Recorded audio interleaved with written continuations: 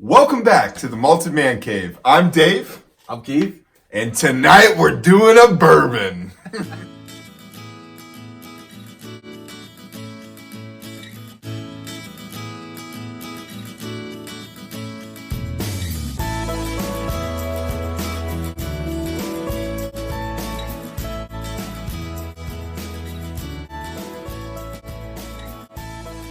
All right, so as Dave said, tonight we're doing a bourbon. Yes. We're doing Michter's small batch Kentucky straight bourbon. Have you ever had Michter's before? You know what? I think I've had their rye. Yeah? Mm-hmm. Yeah. You've been kind of like on a little... Dave has finally truly caught the whiskey. At first, he kind of did it just to be on... we're best friends growing up. Just to, he likes whiskey, but I don't think he was a whiskey geek I was looking for a creative outlet, and Keith could use a color man once in a while, so... But I've been noticing he's been like reading stuff online, and I'm like, "What? Do you really read that stuff?" Dave's all grown up. He's all grown up. Speaking about, I know on the live stream we said something about Reddit and how everybody was like, tried it, not going back. Yeah.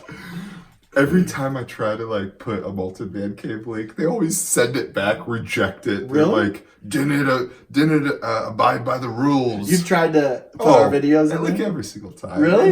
If you go to my like Reddit post history, it's they won't let us a post sad. I always do it wrong. It's always got to be a specific way. Any of those groups. Yeah. You have to have. I'll be watching some Reddit tonight because I got Reddit cable and I gotta watch the playoffs. Shh. All right, let's pour some. After you pour that, I want to read a little bit off the bottle. So this is a small batch whiskey, like we said, from Michter's. I'll be honest with you. I don't know a ton about Michter's. I've heard a lot of good things about their cask strength, and I saw this and I was like, you know what? I need to get to know Michter's a little bit better. So this comes in at 45.7% ABV. Obviously non-colored as all bourbon is, and I am not sure about the chill filtration. If we can get some information about it on the interwebs, I will put it right there.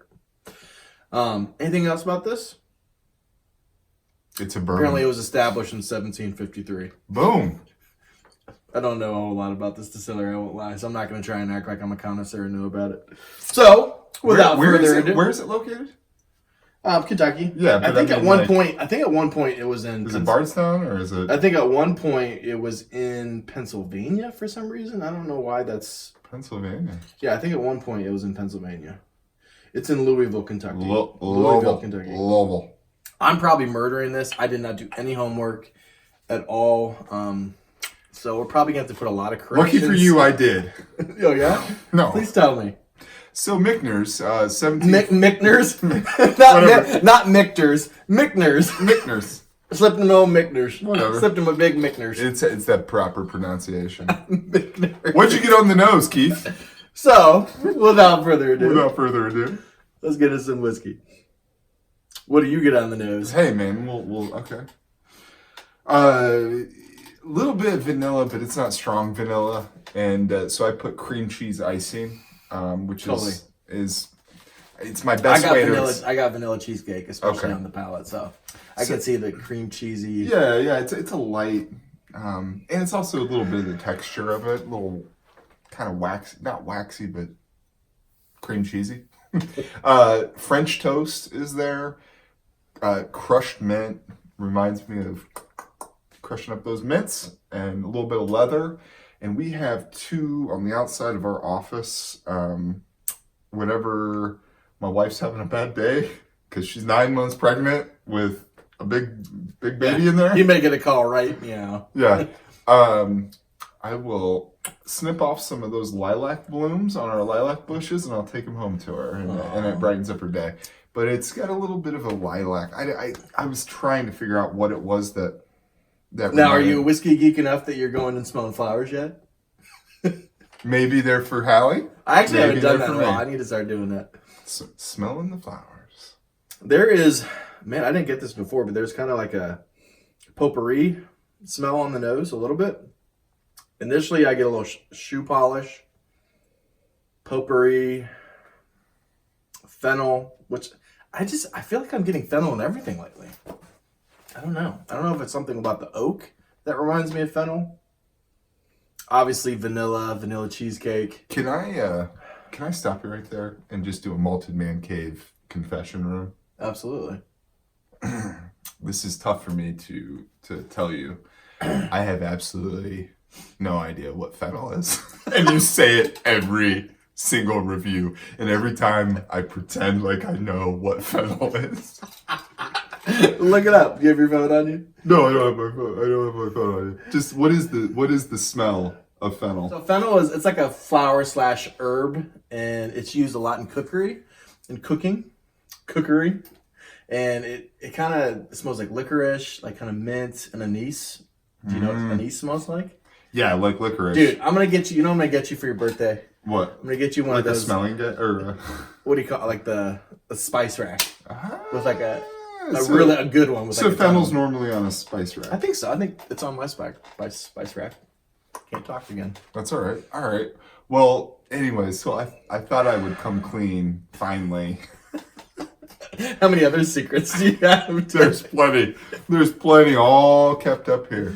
So I also get a lot of peanut butter, and then it reminded me, on top of the peanut butter, there's the slightest bit of chocolate, so it reminded me of Buckeyes, which is, I don't know if everybody knows, it's kind of it's a food made in, I guess, the Midwest in general, especially in Ohio, because, obviously Ohio State Buckeyes, the Buckeye tree, and it's chocolate and peanut butter mixed into like a ball that looks like a Buckeye. Looks like a Buckeye. So delicious. So good. Again, like I said, Fennel.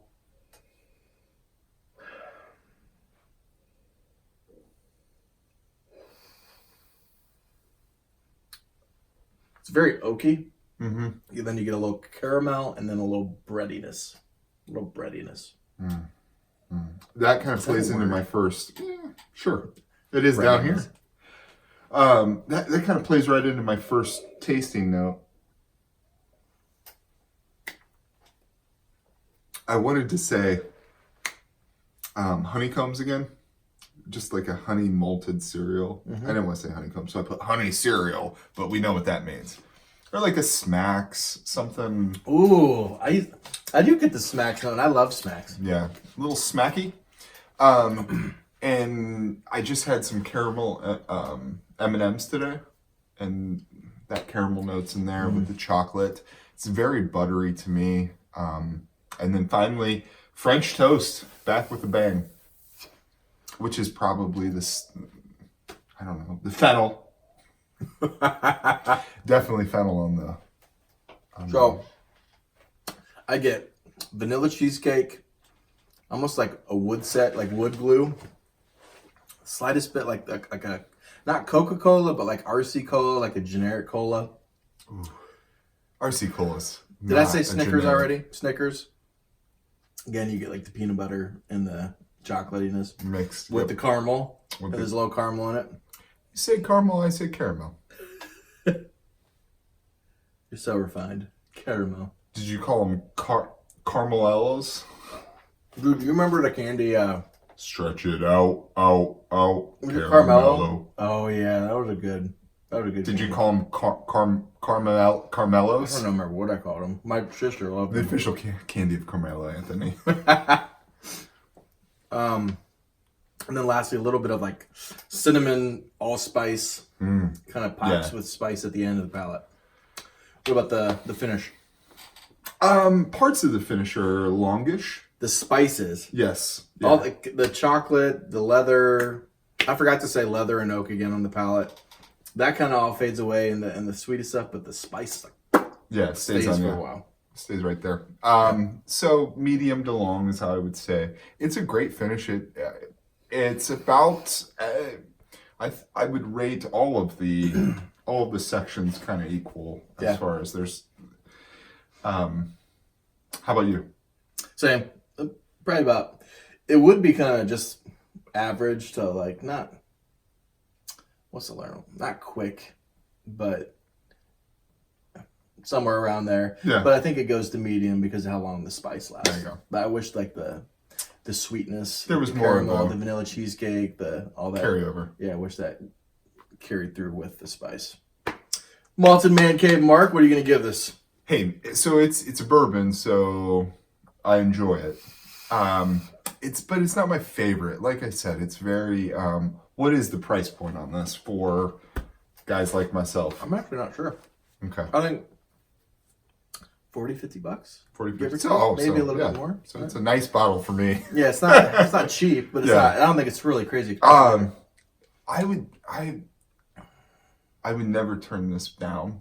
I'll put it that way. It's great. It's a good drinker. It didn't wow me, but then again, we've had some really good. yeah. And we don't do a lot of the more common. So We're gonna yeah, do. I think Maker's Mark cast strength. We're gonna do next. but this is so long story short. I'm gonna give this an 87. Yep. An 87. It's really good. Unfortunately for it, we just came off a bunch of really good stuff, and that's kind of in my head still. So it's a little bit plain Jane. Yeah, I kind of agree. I was a little disappointed with it. I heard a lot of good stuff about Michter's, like the rye and like their cast strength. So I was like, the small batch should probably be pretty good too. Yeah. I think I made the mistake. I think I had like Elijah Craig barrel proof the first time I popped this, and I was like, not quite as good. So Dave's gonna think that I'm planning on sending him home with this bottle, and I think he's gonna think that I'm just sending it home not to be nice, but because I don't like it, which is not true. Because I would have this on the bar for the price. It's a really good whiskey, but I'm trying to be a little bit more conservative with my scoring, so I'm gonna give this an 81 out of 100. It's not a bad bourbon at all. No, it's good. It's just, I don't know. You You guys know don't know, what? like I like Scotch better as it is, and if it's gonna be a bourbon, it's got to I feel like this is pack some flavor in it. this is a safe bourbon. I think lighter drinkers. Yeah, it's a 90 proof. It's not a Beginners into bourbon or beginners into whiskey in general, Really they'll anything. really like this. Yeah, it's very But mild. but if you're a connoisseur and you really love whiskey, this is not gonna wow you at all. There's not any fireworks, Yeah. but it's an 87 It's an according to me. It's an 81, which isn't a bad score. No, 8 out of 10. I rate all of them high. All right. Question of the Question night. of the night. Yeah. So right now is the NBA playoffs. Start of the second round, and Boston's looking pretty darn good. Last time I looked at the thing, Toronto was down by like 20. What? Yeah. Really? So anyways, to the 76ers who look Didn't a the mess. Raptors blew them out the first game? Yeah, so they look a mess, and then they look together. Anyways, it looked like they were together, but they probably blew that. I want the Western Sixers to win. Conference. Who Western do you want to win that Conference. series? Sorry, interrupt you. You know, I like JJ Redick because he's annoying. Sixers. But I also like their big guy. Why did I just forget? Gotta his cheer name? for the short white guy. Come on. Yeah. Why did I just? He's like a unicorn. Who's the Joel Embiid? Oh, I'm so sorry, Joel. Forgot your name. So, anyways, we were talking about the Western Conference. In the fact that LeBron, after 14 years, is not in the playoffs. Yeah, it's crazy. Yeah, since I'm college, not as interested in it because of it. Since college, he's not been in the playoffs, or he's been in the playoffs every year, and Probably good for his career to get a break. yeah, I watched. It was must-see basketball for me when he was with Cleveland in the playoffs. It was must-see basketball when he went to Miami because he was with Miami. And then when he went back to Cleveland, all of the series with with Golden State. This year, though, I feel like, I know you said it's down for you. I feel like I'm enjoying it more because I'm not so tight. Because Cleveland's not. You're just in it. enjoying the basketball aspect, just Yes, watching it yes. as a casual. You're not that makes sense. Yeah, because I'm not as invested as a Cleveland fan. I hope that the Sixers curb stomp the Raptors, and this is why. First of all, I like the Sixers. Because you hate Canada. No. I'm just kidding. My family's all from Canada. Malton mozzarella. My family's all, Whiskey and six. my dad's side of the family is from Canada. But yeah, I still hate them a little bit.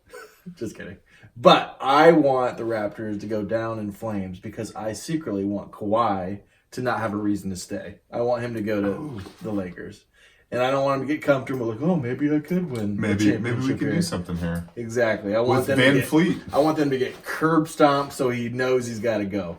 And as many of you know, I have a love-hate relationship with LeBron. I love him, but some of the stuff that he's done lately is kind of rubbing me the wrong way. But I'll always be a fan. I'll always cheer for him. Being an Ohio boy.